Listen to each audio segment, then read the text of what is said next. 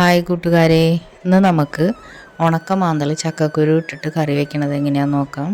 അതിനുവേണ്ടി ഞാനൊരു ചട്ടി എടുത്തിട്ടുണ്ട്.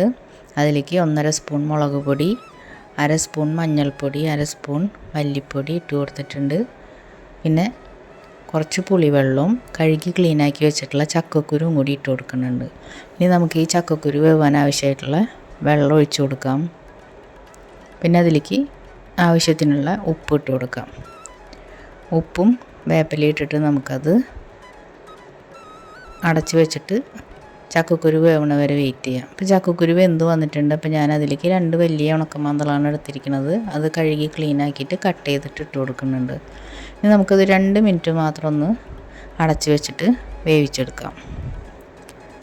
ഇപ്പോൾ മാന്തൾ വെന്ത് വന്നിട്ടുണ്ട്.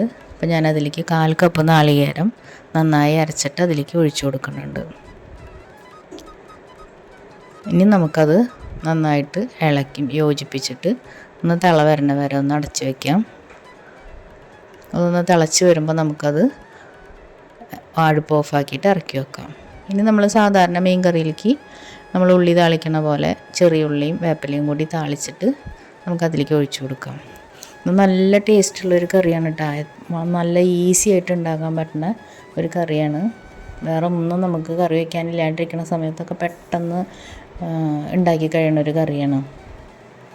അപ്പോൾ എല്ലാവരും ഇതുപോലെ ഉണ്ടാക്കാത്തവർ ഒന്ന് ഇതുപോലെ ഉണ്ടാക്കി നോക്കുക.